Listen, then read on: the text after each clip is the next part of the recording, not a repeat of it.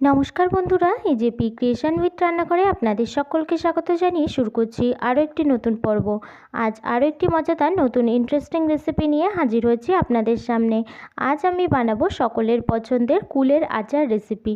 চলুন তাহলে আর বেশি দেরি না করে রেসিপিটি শুরু করা যাক। আর রেসিপিটি শুরু করার আগে প্রত্যেকবারের মতো আপনাদের কাছে একটাই অনুরোধ, ভিডিওটা প্রথম থেকে একটু স্কিপ না করে শেষ পর্যন্ত দেখতে থাকুন এবং রেসিপিটি ভালো লাগলে অবশ্যই একটা লাইক করে চ্যানেলটিকে সাবস্ক্রাইব করার অনুরোধ রইল।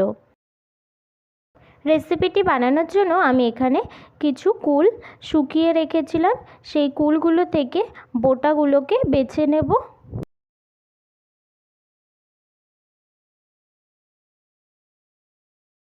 এই পর্যায়ে সমস্ত কুলগুলো থেকে আমার বোটা ছাড়িয়ে নেওয়া হয়ে গেছে।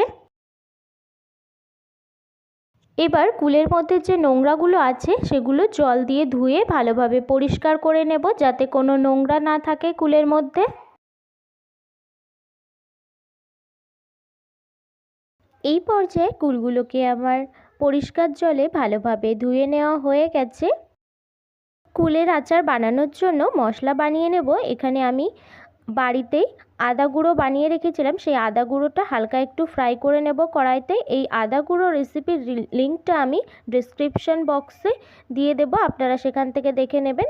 এখানে তারপর গোটা গরম মশলা, এলাচ, দারচিনি, লবঙ্গ এবং দুটো শুকনো লঙ্কা, তেজপাতা, আর দিয়ে দেব গোলমরিচ, পাঁচফোড়ন, সবশেষে দিয়ে দেব জিরে, দিয়ে তারপর ভালোভাবে কড়াইতে ফ্রাই করে নেওয়া হয়ে গেলে নামিয়ে নেব। নামিয়ে শিলনোড়ায় গুঁড়ো করে নেব।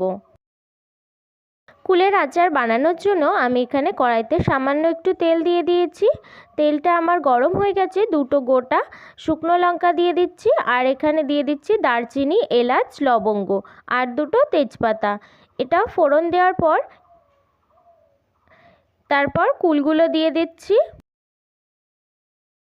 কুলটাকে 5 মিনিটের মতো নাড়াচাড়া করে নেওয়ার পর দিয়ে দিচ্ছি জল।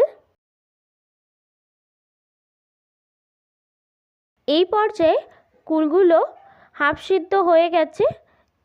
দিয়ে দিচ্ছি স্বাদ অনুসারে নুন। নুনটা দেওয়ার পর দেখুন খুব তাড়াতাড়ি কিন্তু কুলগুলো সিদ্ধ হয়ে গেছে। এই পর্যায়ে দিয়ে দিতে হবে স্বাদ অনুসারে চিনি। আপনারা অবশ্যই কুলের টক বুঝে চিনিটা দেবেন। এই পর্যায়ে সমস্ত কুলগুলো কিন্তু আমার সিদ্ধ হয়ে গেছে। আর দেখুন মশলাটাও কিন্তু আমার গুঁড়ো করে নেওয়া হয়ে গেছে শিলনোড়ায়। এবার অল্প অল্প করে মশলাটা দিয়ে দেব আর মিশিয়ে নেব। একবারে দেবেন না, এইভাবে অল্প অল্প করে দিয়ে মিশিয়ে নেবেন, তাহলে কিন্তু সব জায়গায় ভালোভাবে মিশবে। দেখুন বন্ধুরা, এই পর্যায়ে কিন্তু কুলের আচারটা আমার একদম রেডি হয়ে গেছে। এরপর দোকানের মতো পরিবেশনের জন্য উপর থেকে একটু বিট নুন ছড়িয়ে দিলেই কুলের আচারটা পুরোপুরি রেডি হয়ে যাবে।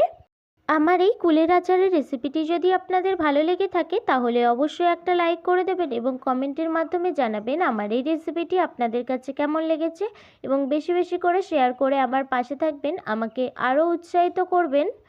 আর আপনি যদি আমার চ্যানেলে নতুন বন্ধু হয়ে থাকেন এবং আরও নিত্য নতুন ইন্টারেস্টিং রেসিপির আপডেট পেতে চান, তাহলে প্লিজ আমার চ্যানেলটিকে সাবস্ক্রাইব করে পাশে থাকা বেল আইকনটি প্রেস করে অল নোটিফিকেশন অন করে রাখবেন, যাতে সমস্ত ভিডিওর আপডেট আপনি ঠিক সময়ে পেয়ে যান।